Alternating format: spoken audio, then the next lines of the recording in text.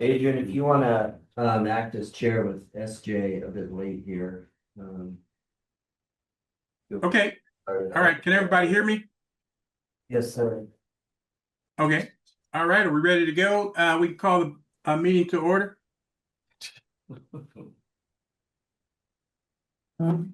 Yes, more. So we're a second.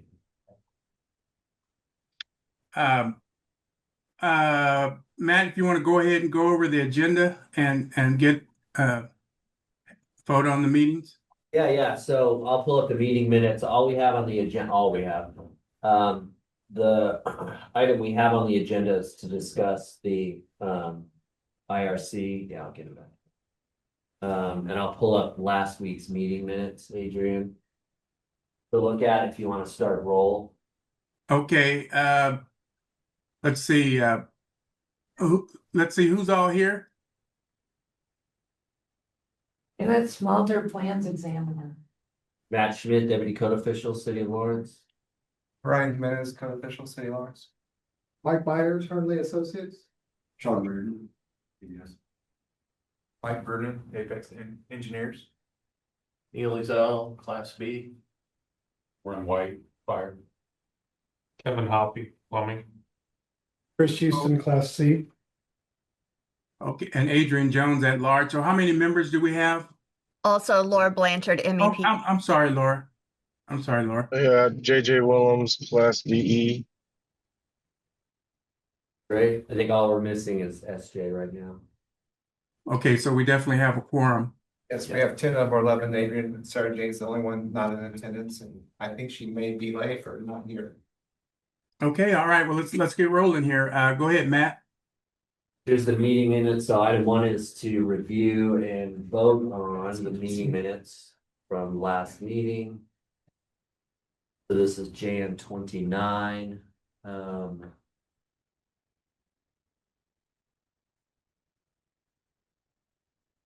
Okay, has everyone got a chance to look at them or look at them right now? Are they satisfied or need any more information?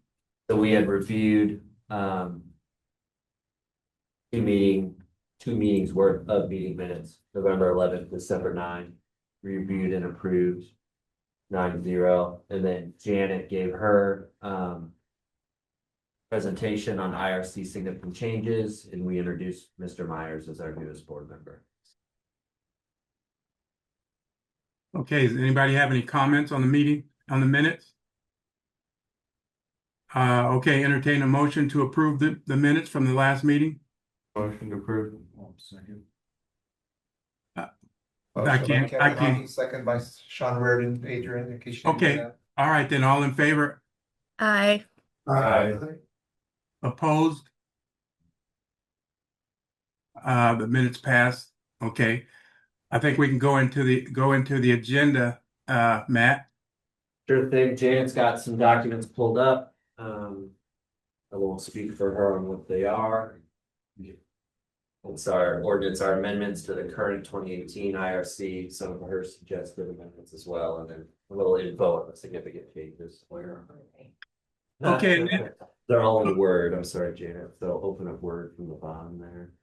Okay, and we want to probably add to the agenda. Matt, did you and staff discuss the proposed amendment to the licensing ordinance based on our conversations after the last meeting? And I don't know if maybe most of the board had left about that time. So do you want to go ahead and talk about what we discussed or add it to the agenda and then discuss it after Janet's presentation? We did not discuss anything internally after that. Okay. Adrian, I suggest we put it on the miscellaneous at the end and we can rehash what we talked about since that was informal. That was not part of the meeting. Okay, that's fine. That's perfect. Yeah, because I do recall that. I know what he's talking about. we need a refresher on where we collectively landed. Just to make clear, that was not part of the board discussion. That was you acting as a Okay. All right. independent person. So Okay.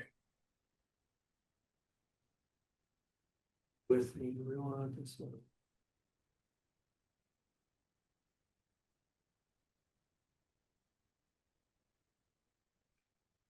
So this is Janet's presentation. Now we're moving into, Yeah, yeah, and she's Okay. got, I had these documents pulled up, but they're not. Saving at the moment. Maybe you can get that before.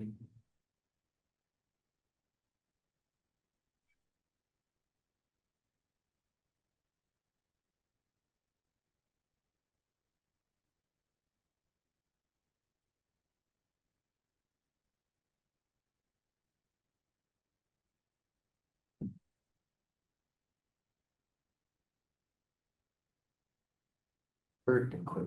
Yeah, it's up and perfectly running. I think you should let Janet drive, Pat. We can at least do it this way, Janet. Go through them like that. Best I can do. Less. Okay, You just say act out if we can on the right side and make that bigger. Can we do that? I'm trying. Is it too small? Well, you should be able to get that whole document on the whole screen, right? Well, that word won't open, so that's why I was here. Like that thing, but No. You can drag it open or drag it over maybe.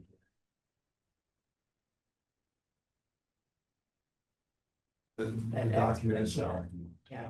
click on the right side of the document, so you have that arrow or option. I see what you're saying. Okay.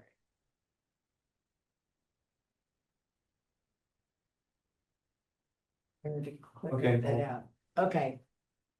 So this is the building code amendments from 2018, and we are amending, rewriting it or amending this document for the 2024 edition.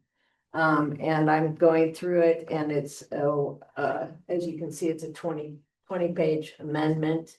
And we hope to whittle that down to maybe half that much. I don't know. We'll have to see as we go.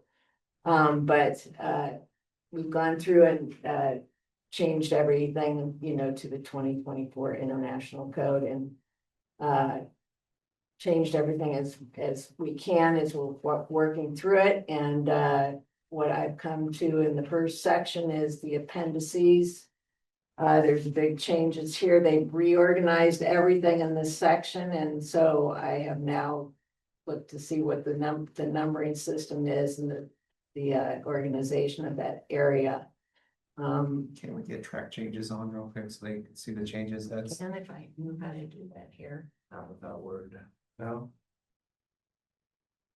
that word. Well, for example, Oh, if we opened it. if you see the appendix BA, BB, BD, so Janet has made track changes to that appendix. Yeah, these, So it's not a double lettered appendix, it's the new sequencing of letters. But without the track changes on, you can't see that. Yeah. But that's just for an FYI, I don't think that's critical to reviewing what Janet's presenting as she Yeah. goes through the document. not really. So typically you'll see a strike through or underline on the changes. Without the track changes on, you can't see that. This next section, the scope and administration, that what we hope to amend in its entirety and revert to the chapter 1 and chapter 2, amending those, not amending those at all, or limited amendments, and that will be Brian and Matt are working on that right now. And I think we're gonna have a nice comprehensive set of scope and administration and definitions that are in the current IRC. Janet, let me expand on that Yeah. real quick. Last meeting, we talked about which way we're gonna go. We are going to keep all the administration, section 1s of each code into the code. We have articles 1 through 4 right now that are based on those codes. We're gonna strike a lot of things out of those codes. They will still be there in existence, like building permit fees and valuations, which is unique to the city, will stay there. But everything that's uniform in each code that we're looking at, mechanical, plumbing, IRC, IBC, we're gonna keep. So where you see 5-605, it says scope and administration is deleted, we will strike that because we are going to keep those. Scope and administration of each relevant ICC code. So that's a huge process. I'll be working on that and sometime probably later this spring, well, late in the springtime, we'll present those articles 1 through 4 for you. They're independent of ICC, but they reference ICC throughout all of them. But if there's any questions about that at the end of the meeting, feel free to ask. And that was a discussion we had. That's a discussion we had 2 weeks ago when Neil was heavily favored. We don't know why we've done that for 20+ years, but I think it was much easier. And when we adopted the 2006 code, we didn't have the energy code, we didn't have the existing building. Now that we've expanded in the family of codes, and then those codes themselves have expanded, I think it's problematic to try to pick everything out of each code and put it in the scope of administration. Beat that to death, but that's just a refresher because you're not in it every day. It can get confusing. So the next section is about the climatic and geographic design criteria, and it's a table, and oh boy, this is gonna be hard for you guys to read, and myself as well. Does anything change? Really, all we're really concerned Actually, with is yes, a little bit has changed, the whole chart has changed in its organization. wind speed has changed. Yeah, did we send this out to the board prior to this meeting? But we can always follow up and send it. So we'll follow up and send it later. Let me see if I can just walk up here and talk to you about it. So yeah, they reorganized the chart itself, but the wind speed has changed to 110. Nothing else really has changed up here at this top chart as far as air freezing index has stayed the same, et cetera. Oops. Try it one last time. Okay.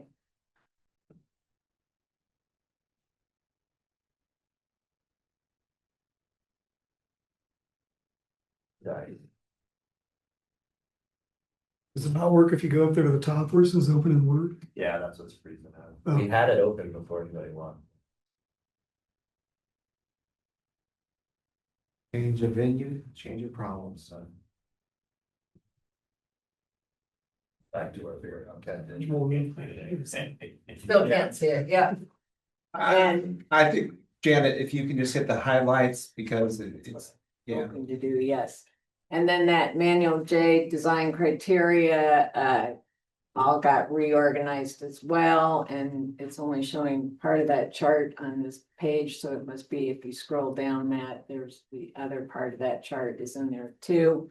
And I've been able to find everything I've needed except for a couple things which I was gonna ask Sarah Jane to do for me, so I'll get with her. I'll just send her an email. Then the footnotes, which is extensive, a whole page of footnotes, they reorganized in 2021, and then they decided to go back to the original footnotes that are in 2018. And so, but then, of course, changed them all in their order, and I had, if you look at the red lines of it, it's significant changes there as well. So, that's what we have there. And then, in here, nothing's really, just some wording was changed on automatic sprinklers, but we still have that. We will keep that amendment. That, this is a shall, not must. That it shall not be required. Or may be installed, not must be, I think it's must. Can't remember what. It shall.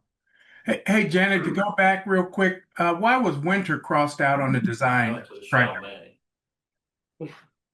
Shall. Yeah. Isn't it? Yeah. Cross it out, yeah. May. I'm sorry, Adrian, what? Why is winter crossed out on the table above? Yeah, why is that crossed out? Do you know? 10 degrees, winter is crossed out. What? Winter humidity, it's they took that out and put it somewhere else on this table, Adrian. That's why, I think that whole section was taken out, so. Oh, Winter okay, Humidity, yeah. okay, all right. Yeah.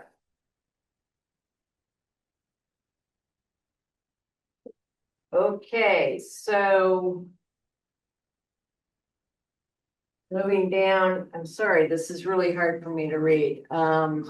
Yeah, This next section is about existing dwelling units. I would like. I don't think anybody's objecting to taking this out, the existing basements. Of existing dwelling units where 50% or more of it is improved, then you have to add an emergency escape and rescue opening in that basement. It's required, it will be a mandatory requirement. And So- then retaining walls will remain. This is an amendment that we amended in to the 2018 code where any walls that retain in excess of 72 inches or 6 feet of unbalanced fill will require an engineered design. And Janet, stop. I'm sorry to interrupt you again. So, on R319.1.2, are we deleting that or adding it into the 24? What are we doing on that one? we're keeping it. Okay, all right. I just wanted to be Keeping sure. that, Okay. Yeah, These are kind of holdovers.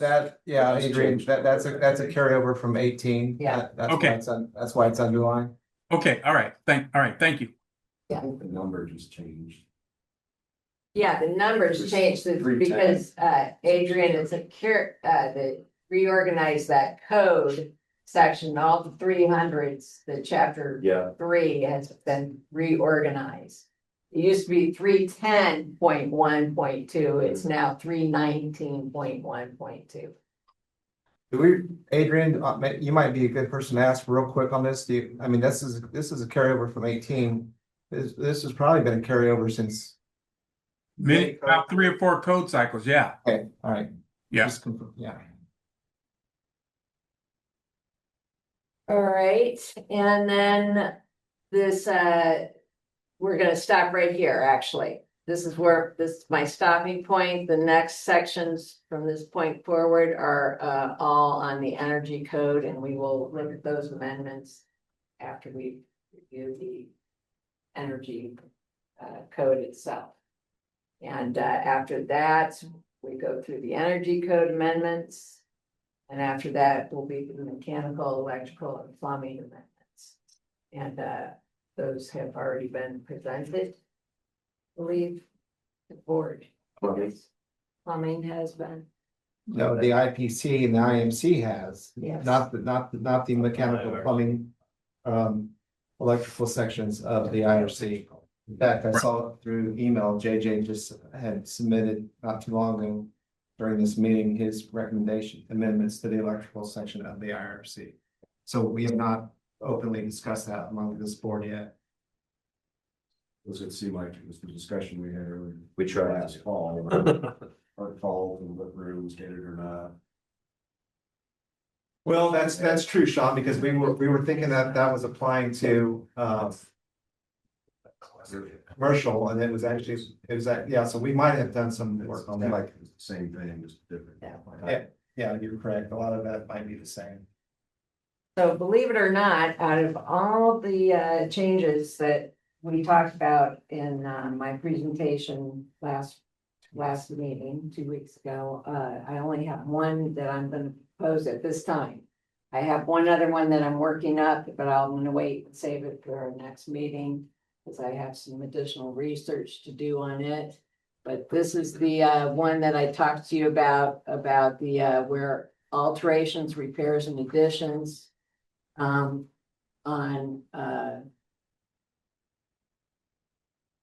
where alterations, repairs, and additions requiring a permit occur, the individual dwelling unit equipped with carbon monoxide alarms located is required for new dwellings. And the exception is for when installation, alteration, or repairs of mechanical systems that are not fuel fired. That's the new addition to this section of the code. And that means that, as I explained, when you are repairing a gas Lines. appliance, thank you. That we will be requiring when a permit is issued for the installation, alteration, or repair of a fuel-fired appliance or fuel gas plumbing, that the city of Lawrence is going to require that the carbon monoxide alarms throughout the dwelling be upgraded.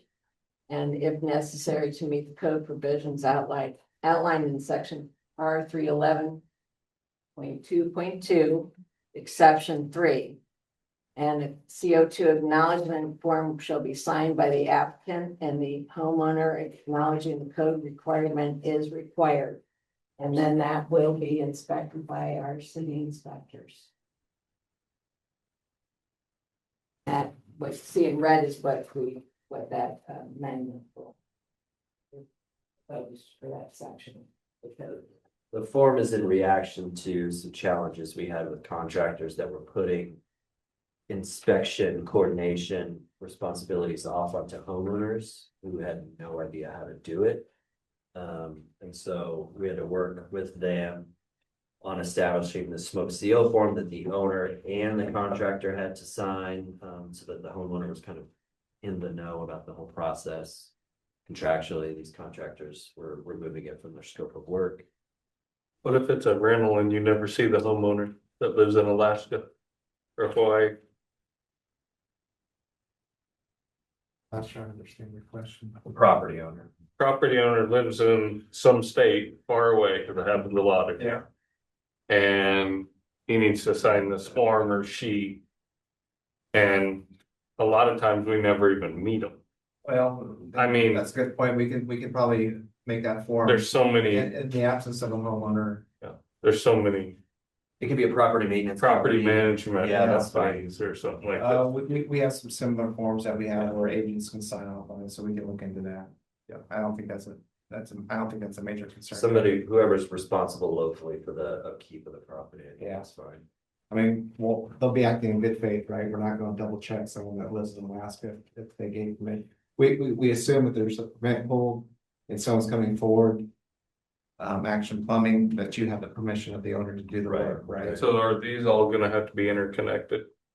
That's what I was just looking at. That's what my next question is. They do have to be, Because they have to be interconnected and they have to be hardwired. They cannot be standalone battery. I thought there was an exception for wireless if it needs to be well to 17. Yes, You see wireless connected. We're not making- Exception, we- yeah, we to are not 311. Yeah. We're not. There's no way you're gonna be able to do it. No, what we're doing right now, interconnected. Interconnected, wireless. Okay, so They do not need to be hardwired. I like that, cause I was like, Yeah. some of those old buildings, there's No. gonna be no way that's gonna. It would be a hard sell to a property owner or a contractor to say you have to hardwire a 1920 house for a furnace install, say. 1920. Yeah, they're not required where listed alarms are installed, small alarm sound compactation. Where's that? Is that?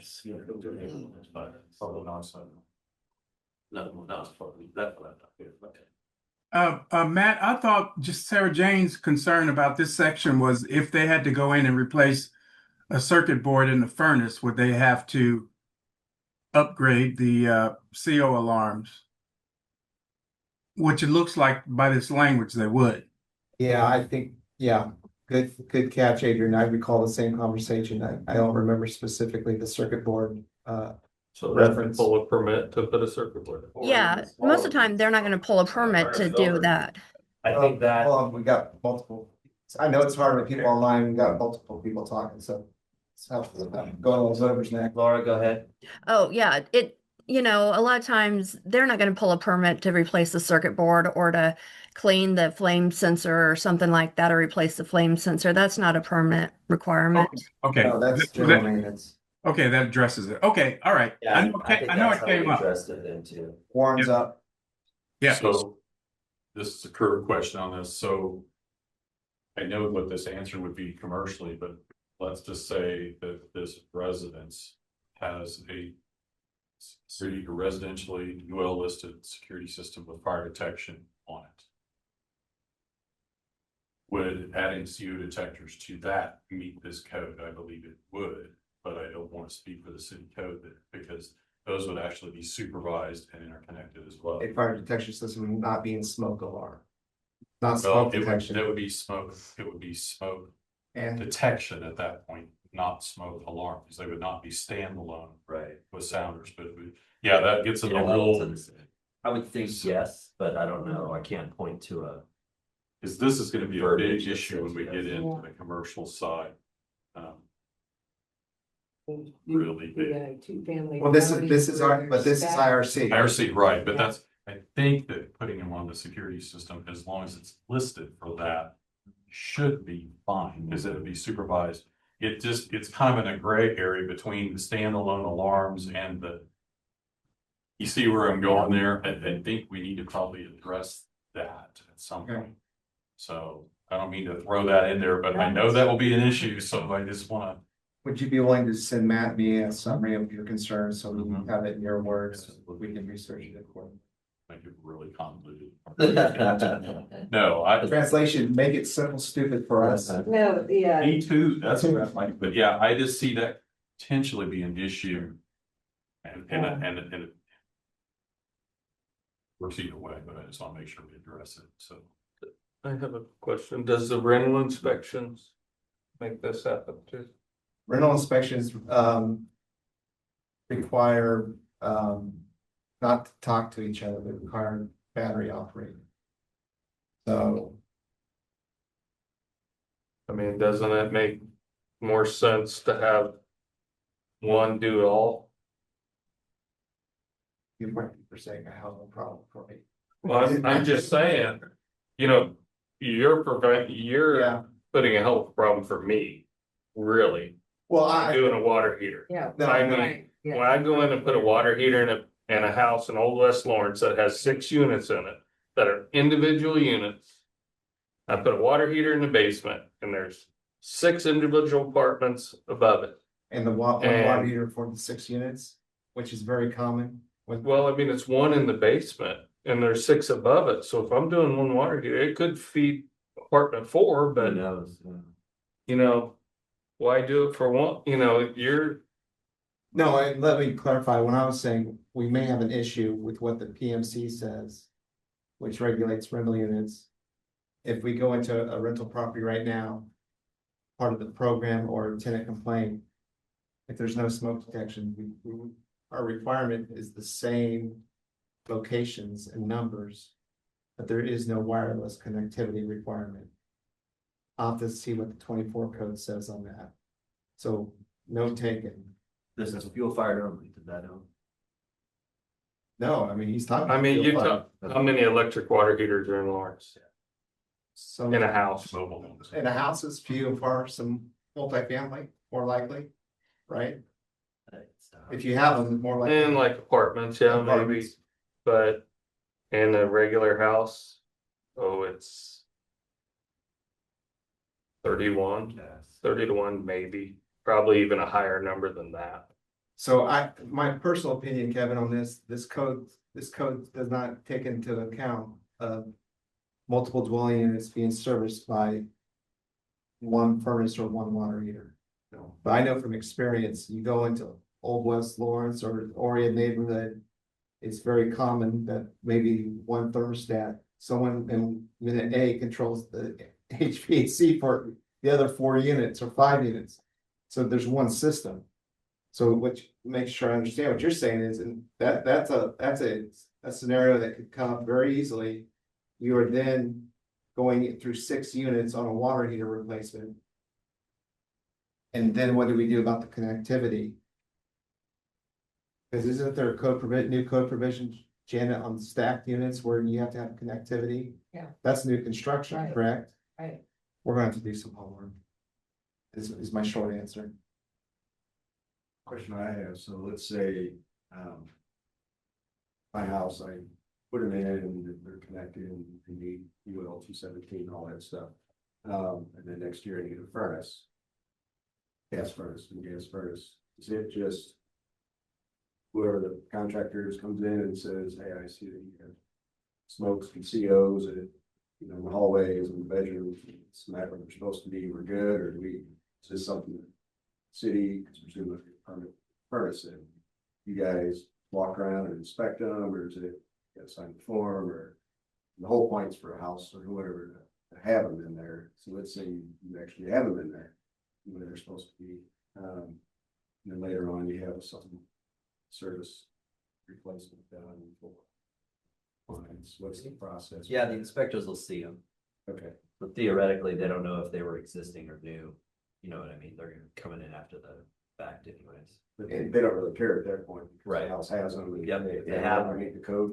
They was done 2 years ago or Is this a day not ago. got a video inspections? Can't do videos for this one. Good questions today. But let me, It'll change a lot. I think this I is a good. guarantee your water Yeah. heater permits are gonna go down big time. Right, Yeah. yeah. Okay, so I'm just not gonna pull So it. let's- Hey, don't pull it, I need a water heater, don't pull the permit, cause I I think- can't afford. I think these are great questions, but this is a great opportunity for me to remind you. You are the board that ultimately recommends what we need to do here. If you don't like this. I get that opinion and we need to come up with another solution to be recommended for adoption down the road. Me personally, I have a hard time and, you know, if Matt and Janet might scowl at me a little bit, I have a hard time right now. Not a hard time. Yeah, I guess I see problematic that we do a foundation repair. And the majority of the work is on the outside and we're making a full install on the interior. From a code perspective. Now, staff says, well, Brian, you know, most houses that we're doing foundation repairs on are old. So we're doing a life safety value there. We did reach out to a few communities around the Kansas City metro area. There is at least one. Leewood, how many foundation repairs are they doing? 0 to 9. They don't interpret the code section to include a foundation repair to require this upgrade. So think about it. If you guys, I mean, this is your opportunity to provide us some alternatives here. We're giving suggestions. Ultimately, you guys guide us with your opinions and votes of what you want us to pursue. I'm not trying to say I don't like smoke detectors or CO detectors, I do. But to get us to put them in We don't, is a we don't disagree. And big lift. if it causes, Well, in your example of multiple units is a Yeah. brand new one that I haven't thought about, but it's very likely in certain parts of the city. I mean, even East Lawrence has most, old houses broken up to 2 or 3 dwelling units. I mean, we're also keenly aware that if you make these things hyper strict, then people just won't pull permits. Right. And that defeats the I hear. purpose. So it's like, we need to make this feasible, right, and within reason. So that we get as much compliance as possible. 100% is it. See that Achievable. that goes on. You know, got them in, got extended units, they're connected wirelessly. They're tripping in other units. Those units are waking up at 2 in the morning going, What the heck? what's going on? How do I silence this? Yeah, because right now, in Kevin's example of a 6-unit house that's been broken up into 6 units. If it's a rental inspection or tenant complaint, we are making them comply with bedrooms, floors. Outside of bedrooms. They are not. Unit 6 calls us for a tenant complaint and says, Brian, we have no smoke alarms. I have one of my code compliance staff goes out, they inspect it, they go, you need 4 alarms in your unit. I'll have to double check, but I'm pretty sure we're not making it the whole property get interconnected by, connect wire to the ceiling for all 6 units. It could be a dilemma. And run rates, look at the cost factor of this too. You want to be running $2 million worth of apparatus across town to figure out why this detector went off because the homeowner can't figure it out. Yeah. Because that's what's going to happen. So then you've got a lot more load on the fire department, manpower, running all these runs. Outside of our division and department. what Right. we do. So what I would suggest us doing, Adrian, you still with us? Because you've been awful silent. Listen, what I suggest we do is you guys individually, but collectively, think about this for next time. And see what you would like to see, and we can do some additional research and come back and rehash. I don't think we're gonna solve this today. Is my thought, that's what I'm thinking. I need to look at some other code sections and look at the 24 PMC and see what it says. And see what the current 2018 property maintenance code says, because that regulates all dwelling units in the city. That, you know, it's the minimum standards brought up unless, you know, time of construction, so. I think the interconnectivity, you know, you may know the year, but it wasn't in 96 or 97 that came on. And I may be able to pull up the insights as to why this was That would be pulled nice. up, you know, why they Why it changed. felt so compelled to bring this up now. So requiring the upgrade on smoke detectors if necessary for foundation repair. Is there any correlation, or is it just, did you say typically a house that needs foundation repair is a suspect for not having? That's what inspection staff are saying, Lee, Patrick and Justin, because they're not always, but typically you're not having newer, you know, a house that's 30 years old is going to have interconnected smokes throughout the dwelling unit. I mean, to me, it just feels a little bit like profiling. And there's no connection other than. Code requirement. So is that kind of what it is, 30 years old? Right. Well, I'm just giving an example. I'm just. I think I did some research at some point. I think it's not mid-90s where the interconnected room, hallway, adjacent outside sleeping rooms and basements. I think the only places that are exempt are uninhabitable attics and floor crawl spaces, if I recall. And then there's also, go ahead. Yeah, so no, you know, I get what you're saying, because I kind of probably lean more on your side, Kevin, on this than some of our staff. Janet's one of the probably. Out to dry, just kind of out to. No, I see both sides of it. I do. Building safety department, you know. And like I said, I don't Yeah. I don't think it's a bad thing to have smoke detectors by any means. I just replaced them all in my house because they're 12 years old. Stupid, but I did. Say 10 years. But to put it on the plumber is kind of a hard stretch for me. Is my By code, is it even legal for a plumber to replace a smoke detector? Yeah, and it doesn't need a permit. I mean, we're not requiring to do hardwiring. Alright. Yeah, The homeowner I mean, replace it. on the rental inspections, we have a landlord showed up, a lot of landlords show up and come back as smoke detectors because they know there's chances the ones that were there when they rented it aren't there anymore. So rather than have a violation, they just, the staff says, yeah, you need 3, and they go, okay, let me put the 3 up while you're here. And then, you know, with battery operated, there, you know, the likelihood of them being battery running out or the tenant burning food and taking them down is pretty high. It's not a problem for the plumber, that's for small. No, there's no. Yeah. I mean, they need to install. Yeah. The whole level foundation thing was just a kind of a vehicle for the city to say, hey, let's use this as our Well, sort of gate to make sure that. we've been doing this for quite some time. This is nothing new, right, Janet? This has been done through numerous code cycles. Yeah.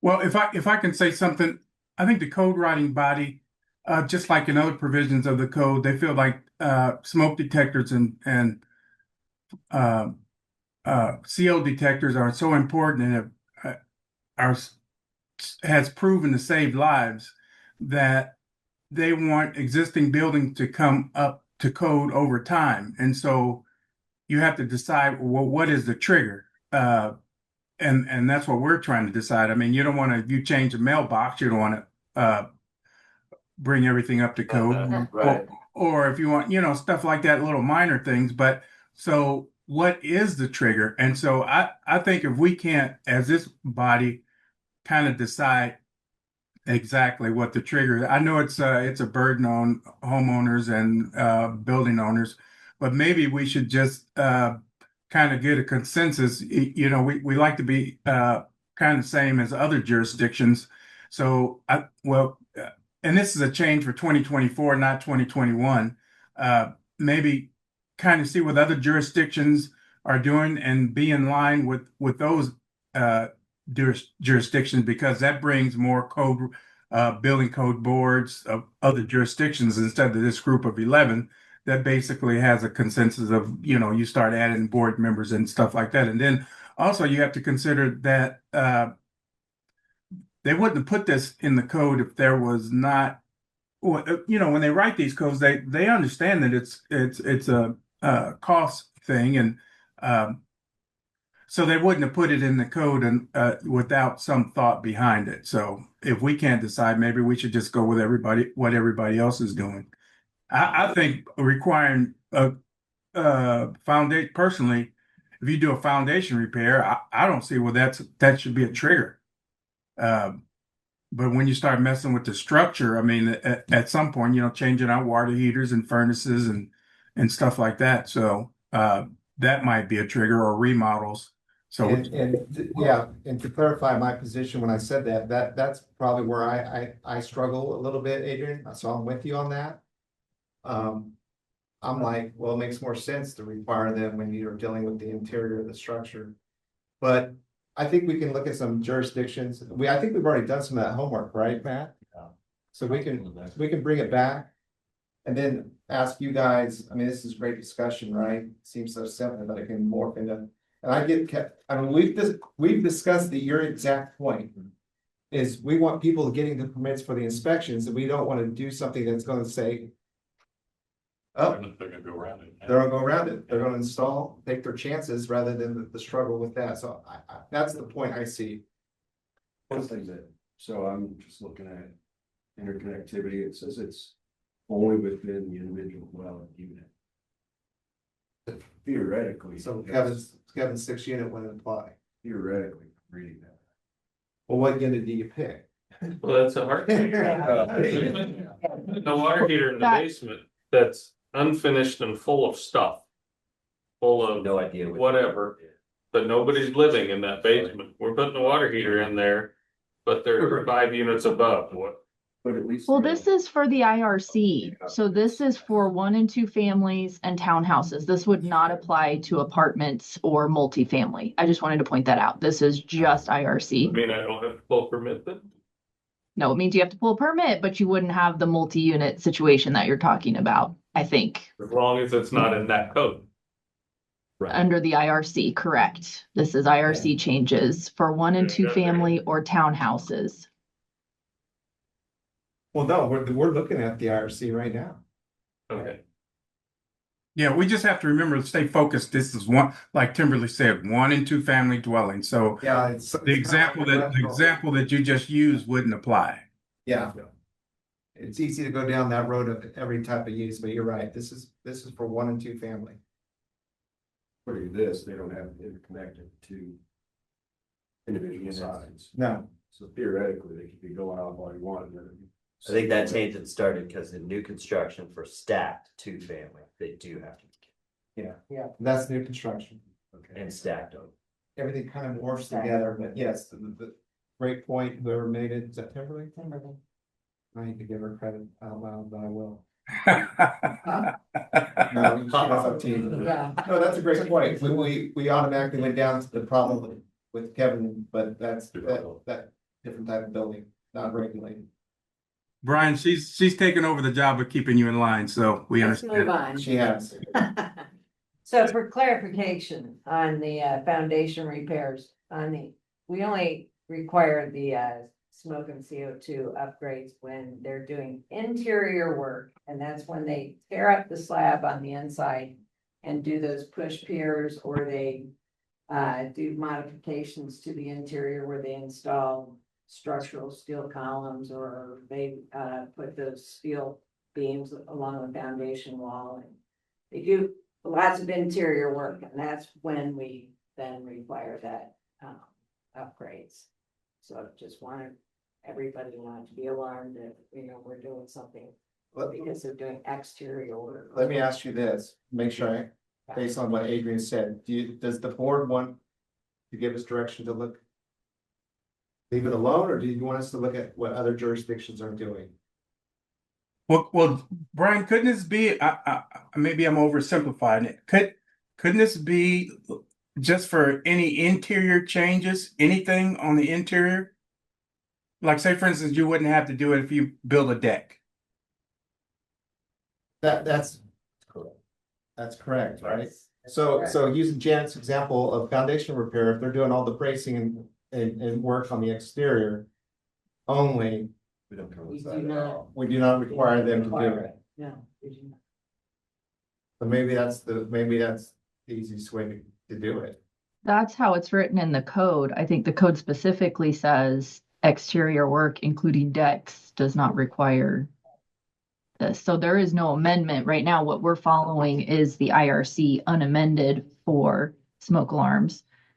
But interior foundation work, like piers and IntelliBraces, things like that, that's triggering the interior requirement, and that's what's triggering the smoke alarm upgrades.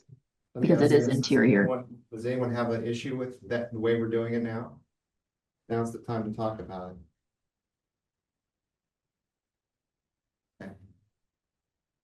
Do you require it on a remodel Not on the refund. of What do you mean? like, what if you go in and rip out your bathroom? Get a permit, you Oh, require. yes, yes, we do, yeah. Can we pull that code section up real quick? Yeah. Repeat this death. So that everyone can read it. I think that's important to visualize what we're talking about. That's, section R310.1.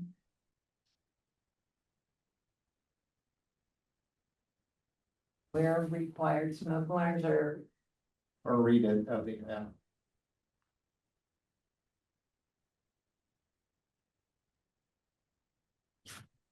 so under alterations, repairs and additions. Requiring a permit, the individual dwelling unit shall be equipped with smoke alarms located as required for new dwellings.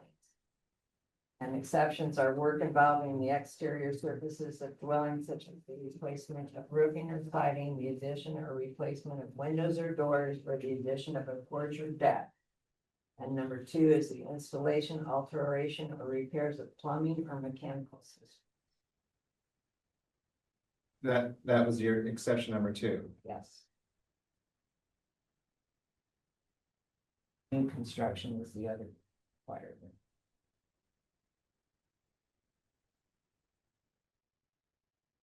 But Janet, on exterior, it only says siding and what?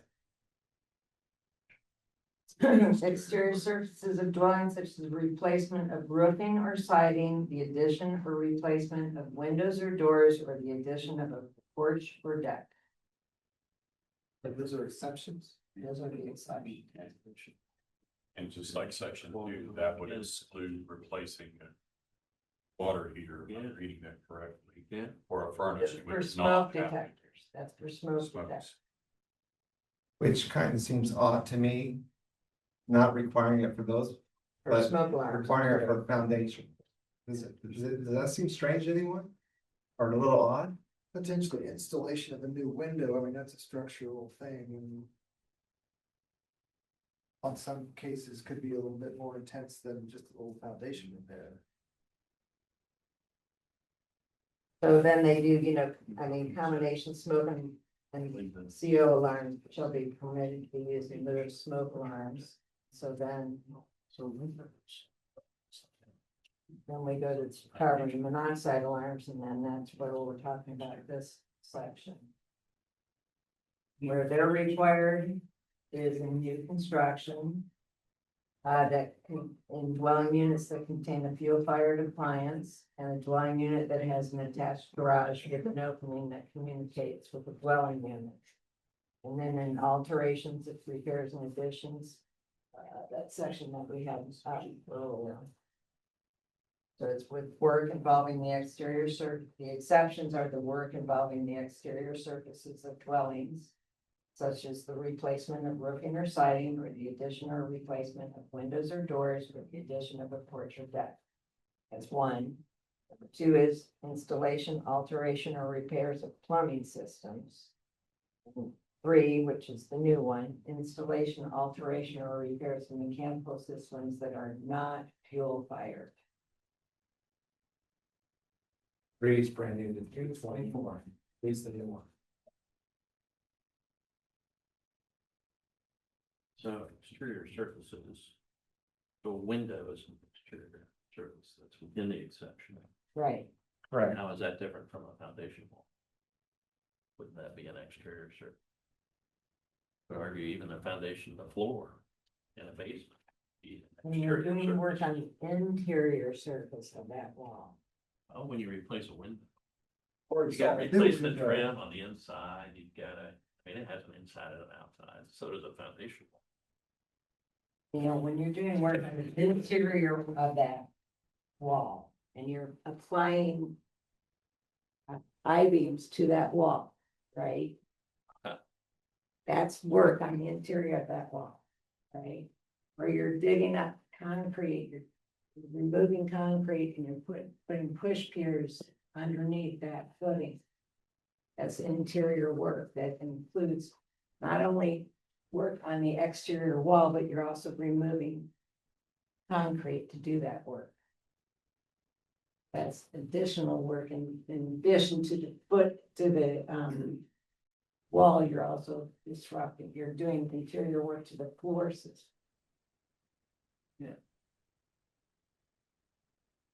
Place windows, it's the same thing. I think many times you have to remove finishes to Install- perform install foundation new work. window. Well, sorry. Go ahead, Timberly. I was just gonna say, I remember this conversation with Barry back in the day. When this whole thing started coming up, and the main thing was for the interior foundation work, mostly, I think, was the argument that you would be removing finishes, wall finishes, floor finishes, those kinds of things. There's not necessarily an alteration, but there would be the removal of finishes on the interior, which would not fall into the exterior work category and would be interior work that would need smoke alarm upgrades. So if they only did the exterior work and didn't have to do any interior work, where they didn't remove any finishes as part of the work, then they didn't have to do the upgrade for their smoke detectors. I believe that's the conversation we had back probably about, I don't know, 8 years ago or so. So going back to Janet, you're on your exception, new exception 3, you're recommending.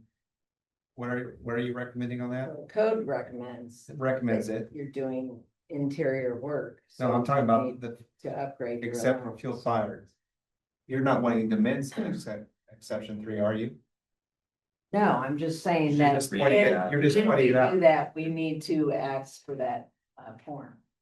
Okay. I That's wanna all make sure I I'm, was- that's okay. all I'm. So you're saying, we go ahead and put a water heater in a single family, 2-family unit, we pull a permit. We're gonna have to have a CO2 acknowledgement form that we sign, we give to the homeowner, whoever, that they sign that they need to bring this up to code. And Right. we It's inspect, not. when we inspect for the water heating locations, combustion air, plumbing, shut off valves. Staff would inspect to make sure those smoke detection and carbon monoxide are in place. So to summarize what we've talked about, because I know it gets very confusing. We are identifying exception 3 is now in the 24 code. Do as is. Janet's just highlighting that is a change. And there would be an acknowledgement, and then the contractor would be ultimately responsible for ensuring that work was done. Or fuel fired. Installs. Can somebody hold my hand on this point? Because this is getting a little mushy on this. Okay. This is Laura Blanchard. This is just my opinion. I think if a water heater or furnace or anything fuel fired was replaced, then you require it. I think if anything else is done, you don't require it. Because it's just got, You're saying, so make sure, so you're saying, Like a foundation. you're saying foundation repair would not require it, right, or window replacement or roof replacement. which those are already saying they're exempt. Right. But I'm like anything like that, I just think if you're, messing with the fuel source, then it should be upgraded because otherwise it's just going to become a mess with you guys trying to do all these inspections. Here's a I question. second that. Exception to that three Hold on, ten. real quick, Warren. I think JJ said something. I didn't quite hear what he said. Yeah, I second that. I second that. Absolutely. So I just want clarification on section 310.2.2. Exception 2. Would a water heater or furnace be a mechanical or plumbing system? Yes. It would. Then section 2 is an exception to that. Right. Right. That's all I on CO. If you read on down, if you read section 311.2.2, which is over here on CO, it references the same thing. So that you see what I'm saying? It's like, it's a really, I mean, I'm on fire. So believe me, I'm gonna want every kind of, I'm all about protection and safety. But if you read the exception, to me, that sounds like just a plumbing replacement on an existing system. I'm seeing that's not required. Am I seeing it wrong? That's why I'm asking, like, am I seeing through the woods here? Yes, I can see what you're saying. Matt, can you pull that up so I can follow along with what he's saying? Yeah, that's what I was trying to get us to. So can we pull that code section up off ICC or something? That'd probably be good. But you see where I'm saying, I'm all for life safety. I mean, I'm gonna push it hard, but to me, it's very clear on a repair. I'm looking at the chair, but you can do So, that. yeah, Read what? it's R311.2.2. That's what we have. Oh, sorry, yeah. Yep. And 310.2.2 is smoke alarms. 311. So if you look at 2.2. 310.2.2, exception 2, it's right below it. Can you hold up a second until we have it up? And Laura, pop in on that. Give me your input. I'm curious about that. Am I looking at that wrong? I'm pulling it up right now. I mean, I could be totally wrong here, guys. I keep reading. I'm like, that just doesn't make sense. Matt, I don't think it's in the amendments. I think you'll have to open up What was your example? IRC. again? Okay, so my Okay. question was first, is a furnace or a water heater Right there. a mechanical or plumbing system? And I believe the answer would be yes, it would be. But they separate those out. Okay, so what it says is R311.2.2, alterations, repairs, additions, where alterations, repairs, or additions requiring a permit occur, the individual dwelling unit shall be equipped with carbon monoxide alarms located in the required dwellings. One of the exceptions is installation, alteration, or repairs of plumbing systems, and also installation, alteration, or repair of mechanical systems that are not fuel fired. So you can use it, so a gas water heater doesn't trigger that?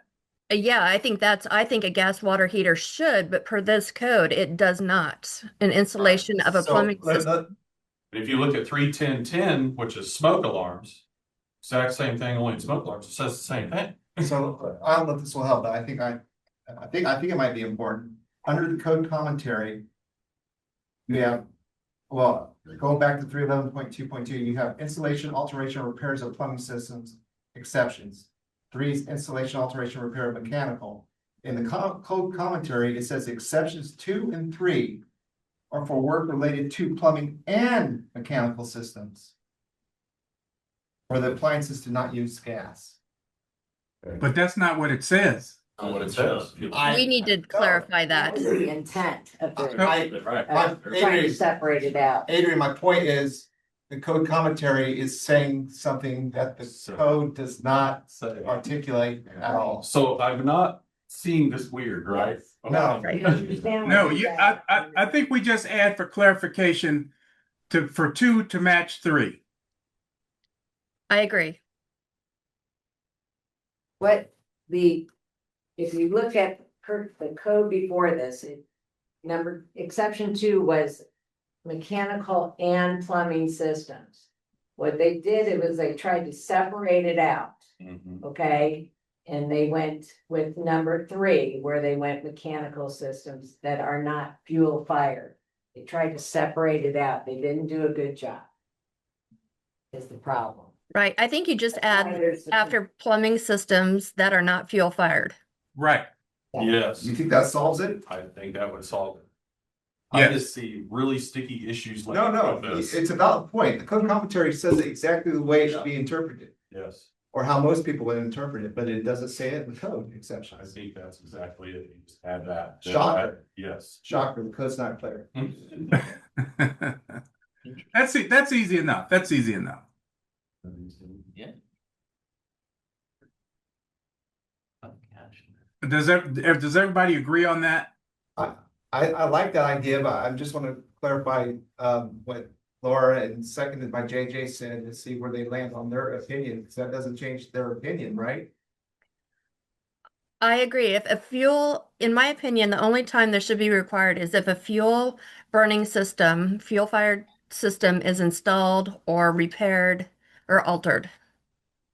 I don't think anything else should trigger this requirement For the CO. for the CO. My only thing is, I don't think that a repair should warrant any type of alteration. That's my feeling. If it doesn't require a permit. Right, you gotta Right. remember. Well, I don't know any repair that would require a permit, I guess, you know. That's the point. But they're just putting that in there to make sure. I guess somebody needs to tell me what repair would require a permit. Maybe Kevin changing the burner in a water heater? I mean, you just replace the whole water heater, wouldn't you? Yeah, the only on the replacement of the water heater. I mean, if you're fixing a piece of a hot water line, there's no permit. If you're adding a new shut-off valve, there's no permit. Yeah, to me, I don't see that being applicable at all. You know, if you make a repair, when does that ever require a permit? It wouldn't. But I think if there's a situation where it does, this just is a blanket type. Yeah, you're right. You rarely require a permit for repair. But in case you do, under some situations, yep. And you know that we don't know what other jurisdictions do, so this is a national code, remember. Well, I work in many jurisdictions and I've never been required to have a permit for any repair ever. I think, I mean, they take it out by saying anyone that required a permit. I think, a repair of a mechanical system could be large scale repair. I mean, it could be taking out of existing and repairing, adding, new grease or replacing a system. I think that a repair of a mechanical system is pretty broad. As long as it doesn't require a permit, then you're fine. Right. And remember, plumbing systems is grease ducts and everything. So, well, we're talking about 1 and 2 family dwelling once again. Well, that's my point. We're on 1 and 2 family dwelling. We're not on a commercial system that, to me. Let me see if I can summarize what I'm hearing. And I might get this completely wrong. We think if we add that are not fuel fired to 2, that gets a lot of what people want. And then we possibly want to do something with 1 to talk about addressing only fuel fired should require it. I mean, that's where you guys need to guide us. Because right now, that's not what the code says. The code says right now, basically, if you do any type of required permit, if it doesn't meet these exceptions, such as the foundation repair or something else, we currently require that. Can we take an unofficial vote on like my proposal? Just see where everyone stands? Yep. Yeah, let's do that.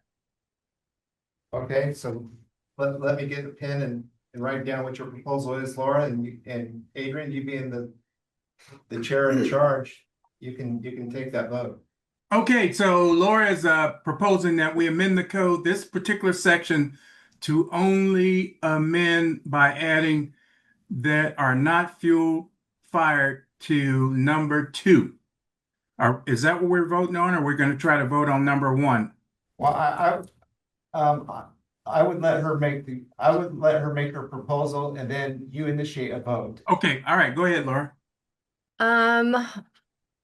The, they have exceptions here. I kind of want to do it the other way, that where 311.2.2 alterations, repairs, and additions, really just that it is required where you're doing an installation, alteration, or repair that requires permit of a plumbing system or mechanical systems that are fuel fired.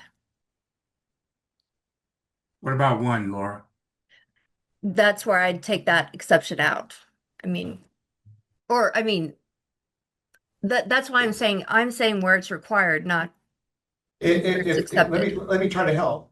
If Laura is adding language to the body of that without the exceptions, she's telling us where it is required. In theory, if you do that, you can strike out all the exceptions. Correct. Because you're telling We'll strike out 2 and 3. no, because she's saying only required for fuel, plumbing or mechanical fuel fire systems. You don't need 1 if that's the only requirement. You don't need any of the exceptions. It's very clear. You're telling the contractor when they need to comply and installation of a plumbing or mechanical fuel fire system. So that wipes out your whole foundation repair. That wipes out all your exceptions. But that wipes out your requirement for foundation. That's correct. That's correct. But it also, if Chris goes in and takes a house down to studs, now we're saying we don't need fire alarms. But you're gonna have to have a permit. Well, your installation Doesn't of have to have a plumbing system. permit to totally remodel a house. No, he will have to. Yeah, and they'll Yeah. be considered new construction, And that'll trigger a whole new setup. and then he'll be compliant with new code. But foundation repair across the permit. Are we reading this backwards? The exception says when you don't need to upgrade the CO. So if you take out number 1, then somebody goes in and replaces a window, you're going to have to upgrade the CO smoke detectors. If you have a permit. You don't have a permit, then you don't. Right. And so we require permits for decks. We don't require permits for replacing siding. We don't, if I can remember, we don't require permits for replacing siding. We don't require permit for replacing windows or doors, exterior windows or doors. But you do require a permit for the addition of a window or door. Yes. So Adrian, what I'm You're right. You're right. Same size, you know. No, it's a new hole. Oh, New window. new window. So Adrian, what I'm saying is take the exceptions out, and I'm just taking out all the gray area and just say when it is required. There's 2 times it's required. If it's a fuel burning installation of a plumbing system or a fuel burning mechanical system. Adrian, That require permits. To piggyback on what Laura said, what I think I'm hearing her say is R 11.2.2 would read something to this effect. When alterations, repairs, or additions require a permit that requires the installation, alteration, or repairs of a plumbing or mechanical system that are fuel fired, the unit shall be equipped with the carbon monoxide as required for new dwellings. Correct. That is what I'm proposing. That's what she's proposing. Wait a minute. So when somebody puts an addition on their house, or they do an alteration to their house, the only time that they have to do a smoke or CO2 alarm upgrade is when they do a fuel fired gas appliance in that house? No, that's not what this, I mean, Janet, you're actually right, but and that is the whole thrust of this. Forget about the fuel burning appliances. If you do an addition to your house, you need to upgrade your CO detectors, or if you do a remodel, and if we write it like it's proposed, you wouldn't have to do a CO detectors if you do an addition or remodel. Be very careful what we're doing. This is the only section with carbon monoxide alarms, correct? Yeah. So if we basically were throwing everything out, Yeah. or natural gas, whatever. So that's a very slippery slope. So you gotta be careful, because that's smoke alarms, they're very. Maybe we ought to just shovel this off to a subcommittee. You Well, I mean, It's a tight thing to have it actually, right? It's hard. But if you go back to make it simple and just say number two, you add that are not fuel fired. That's the intent of saying, Yes. if you need a permit, because you're doing a bunch of other work, you're gonna need to do it. That's the easy way to do it. Add plumbing systems that are not fuel fired or that are fuel fired, that are not fuel fired to number two.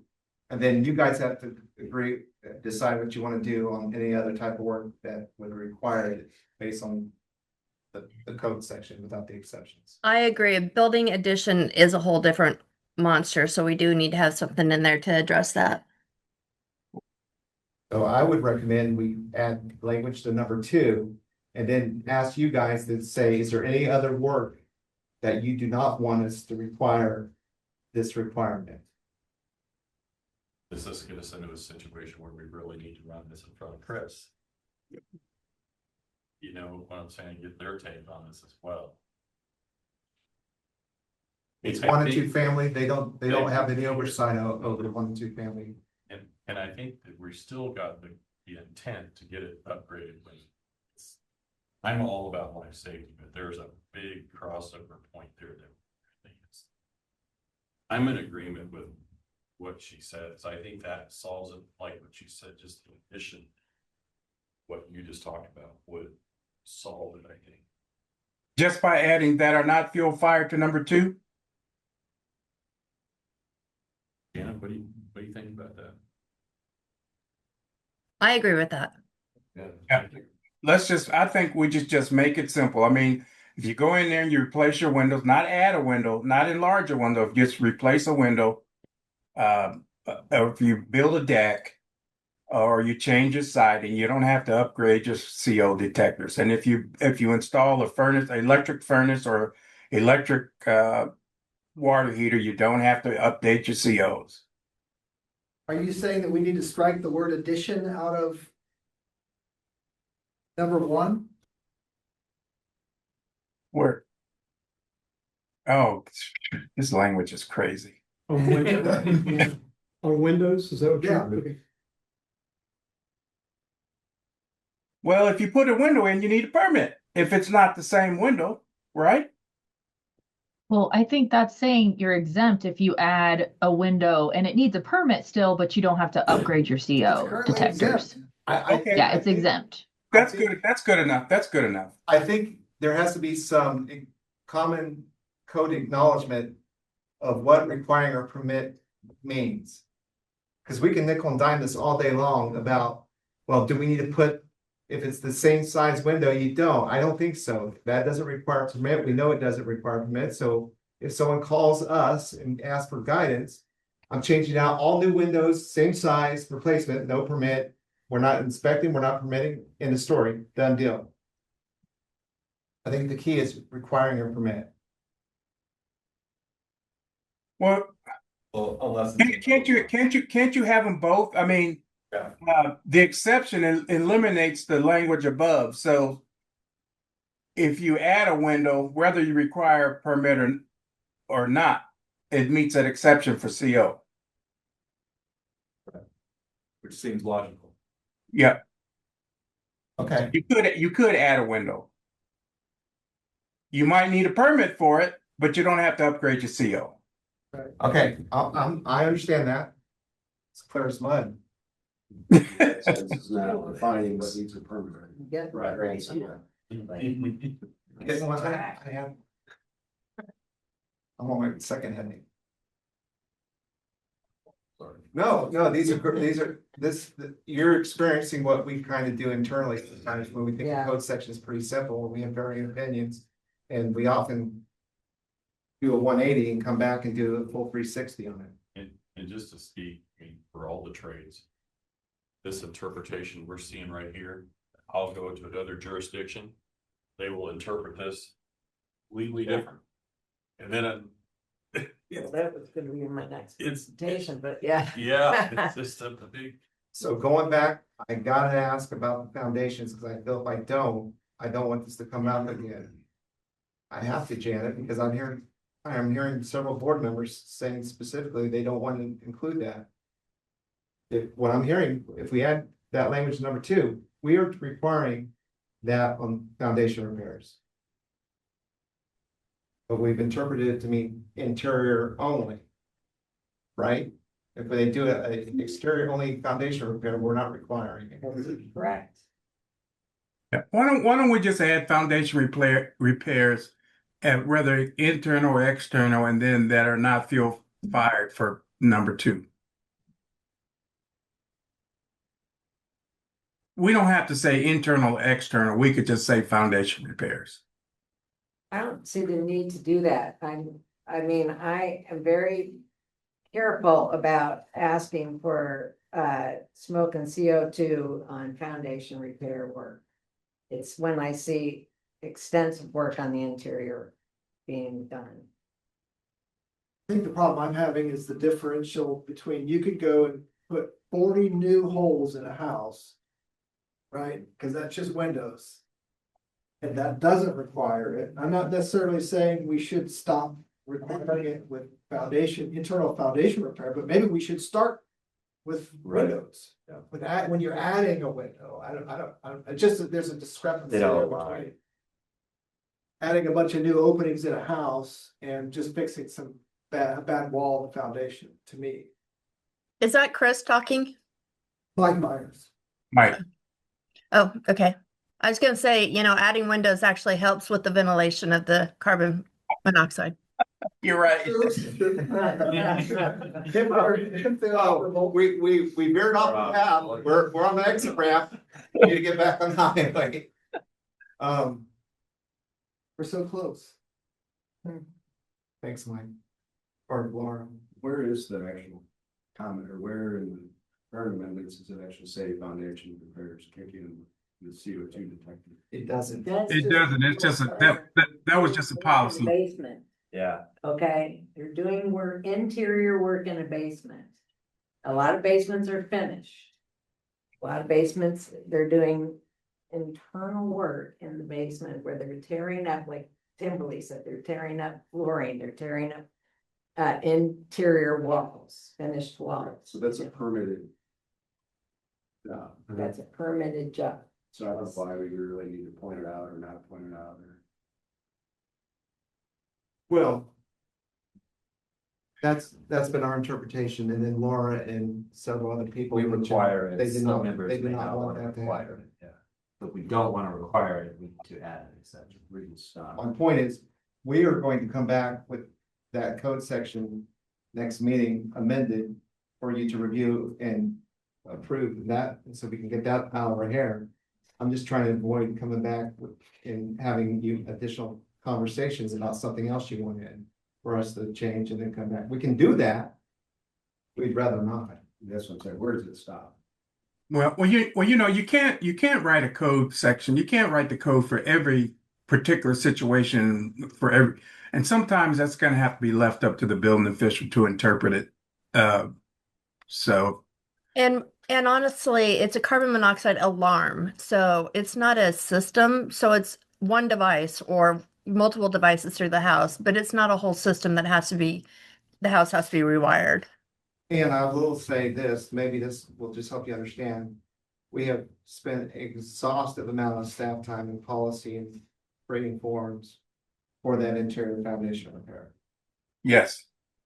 Yes, so not saying that's, I personally think it's always good to examine what we've been doing. Doesn't mean it's always the best way to do it. But we have made leaps and bounds in articulating clearly to foundation repair companies what our expectations are. With that being said, I think what I'm hearing is make the changes to 2 to match 3 and we're good. I agree. Yep. That would be a second on All my. right, so do you want to take a vote, Adrian, on that, just so we can document that? Yeah, I mean, who's gonna propose an amendment? I'll propose it. I propose that we modify our 311.2.2 alterations, repairs, and additions. Exception number 2, adding the wording to the end of the sentence that says that are not fuel fired. Is there that's a motion? Is there a second? I'll second. Motion by Laura, seconded by Sean Reardon. Now take a vote, Adrian. All in favor? Aye. Aye. Opposed? Looks like it passes 10 to 0, if that's the number we're working. Yep. Okay, that's good. I propose we adjourn. No, I wanted to. no, I was not serious. I was trying to be funny. But we got about 7 minutes. Where are we at on the agenda? I had one more thing I wanted to talk about. Okay. Matt, can you hold that document? Yeah. Hand me the map. Okay, well, Neil came to us, to Brian and Matt and I, and wanted to bring up a slide that I presented to you guys about 1 and 2 family, or 2 family dwellings. And I was talking about, 1 hour and 2 hour walls, and 2 hour walls when there's a lot split. And he showed us that I was wrong. And I am going to admit I was wrong. And that a 1 hour wall, a 2 family dwelling should always have a 1 hour wall, not a 2 hour wall. 2 hour wall is not required. If the contractor wants to put in a 2 hour wall, that's fine. We will allow it.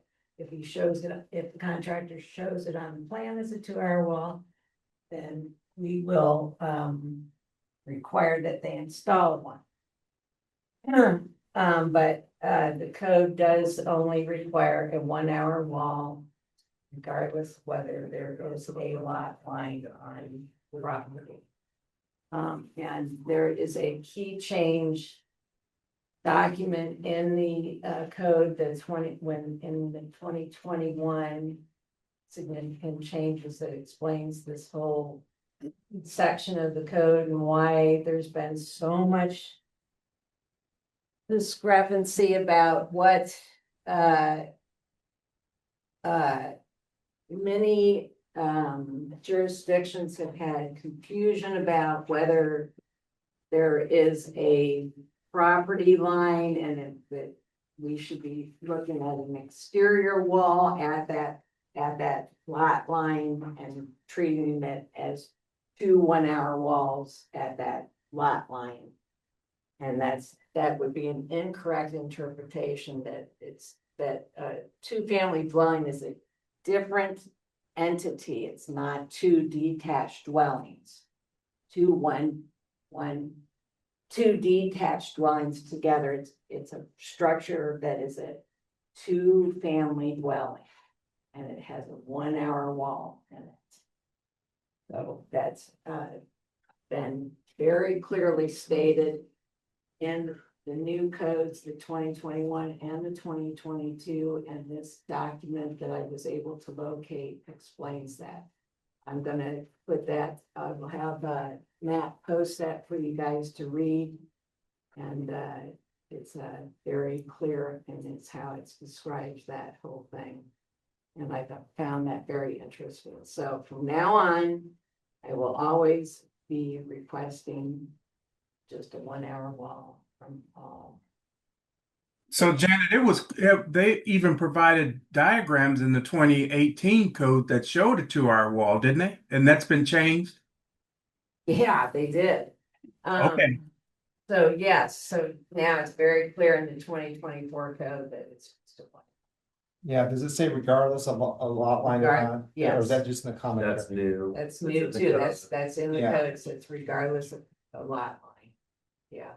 Yeah. So many jurisdictions, enough jurisdictions struggled with that, where they actually changed the code. And like Yeah. Neil explained, a lot of people that do the 2 hour wall separation are doing it for sound barrier. What about as far as structure, we're downsizing those down? Wall, you're not gonna have the wall. Well, Barrier / separation. That it's means. surprising. A lot of people are still building that 1 hour wall, and then they'll do another wall on either side of that 1 hour wall. Yeah. But we're just saying it's definitely, they cleared it up in the 24. It's not required. Just need one hour wall. Mm-hmm. On the deck, whatever. Well, that's a big win for home builders. Yep, This may be jumping ahead, but there's some information about rooms that are shared between units. yes. And that seems to negate the need for a 1 hour wall between units. No, Because it says that the only thing you need to separate the unit from that room is a half inch layer of sheetrock. So there's no way, I mean, it doesn't, They See treat it what I'm like a saying? garage. yeah, it's treated like a garage. It's like, well, the garage isn't a 1 hour wall. Well, yeah, it would be a like half a inch- garage it's a half in inch. a single family dwelling. right. It's that same it's that separation between a garage and the dwelling. So it's 5/8 inch wall. Half So inch. yeah, Half inch. Half inch on the wall, so it would be 5/8 for any. For habitable space above Yeah. the ceiling, but I'm imagining a unit, and a room that's shared, whether it's. yeah. Would be if like it a goes- kitchen or something. We went through that. You have the room to separate it, Right, and then you'd have spring loaded doors. yeah, Yeah, yeah, but that's not a 1 hour wall anywhere.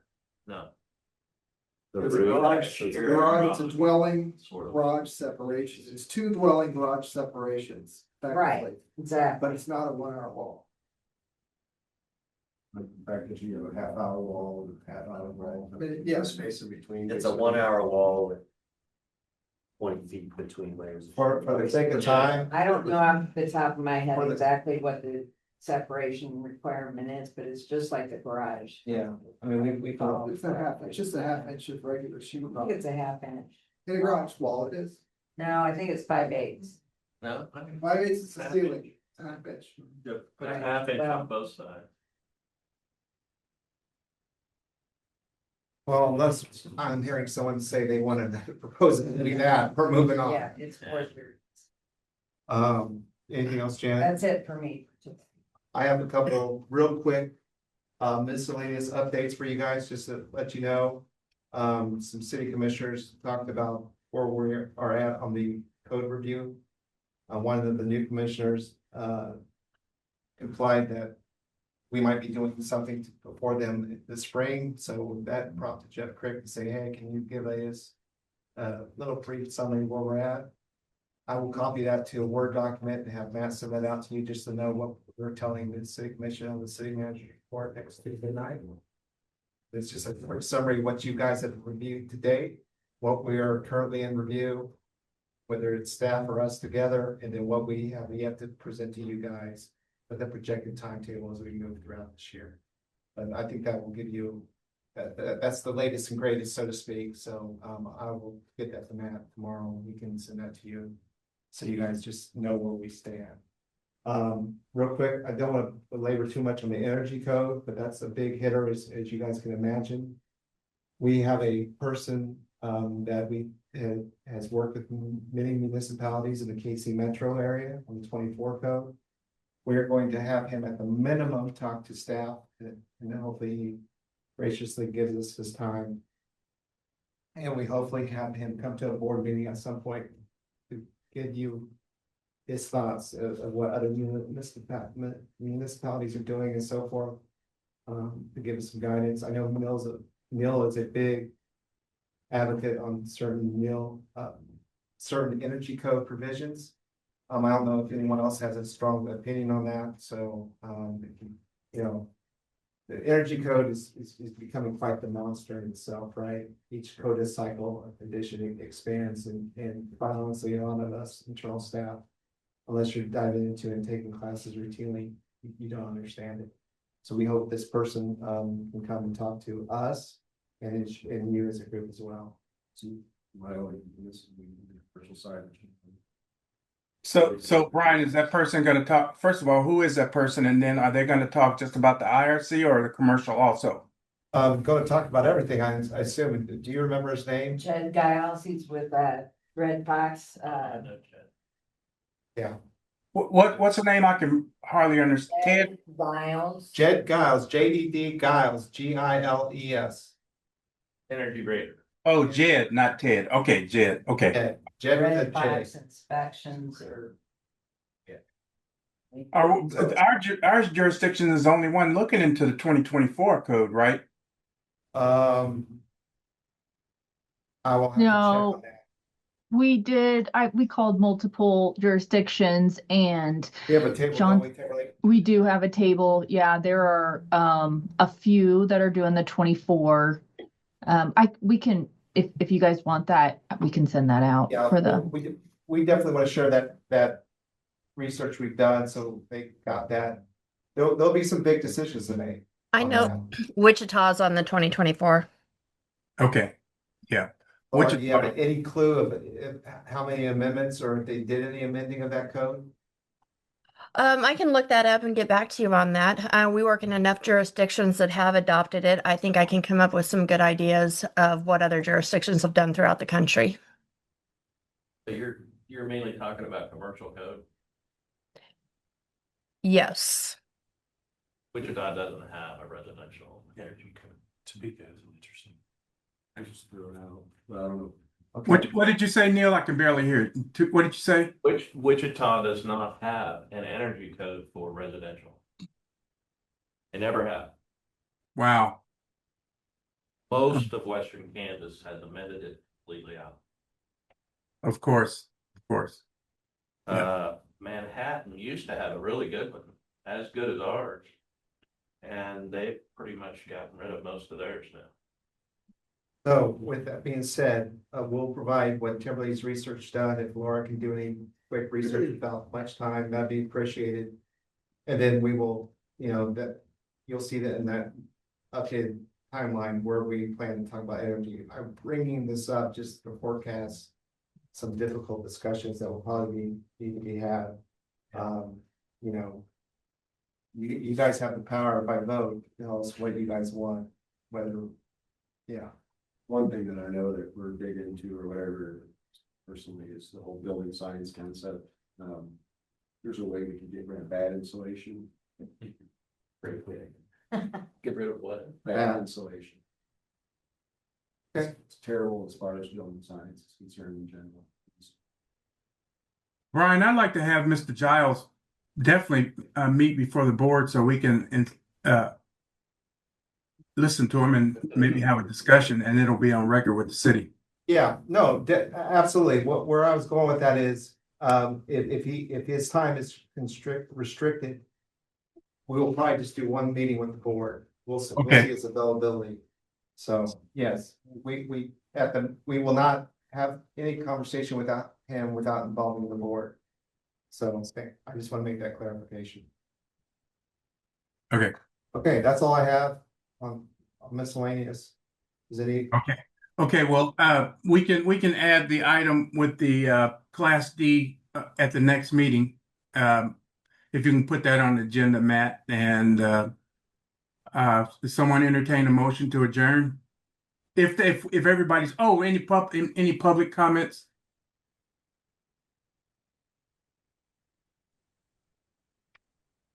I guess not. Can we just verify? We can't see. Yeah, I can look. Can you look? There's nobody online that would Okay. want to comment if that's Thank what you, you're looking for. Catherine. Yeah. All right, just wanted to double check that we weren't cutting someone off. Okay. All right. Someone make a motion to adjourn? I'll make a motion to adjourn. I'll second. All right. All in favor? Motion by Warren, seconded by Neil for the record. All in favor? Aye. Aye. Opposed? All right, meeting adjourned at whatever time, 4:35. Thanks, everyone. All right, good work. Bye now. All righty.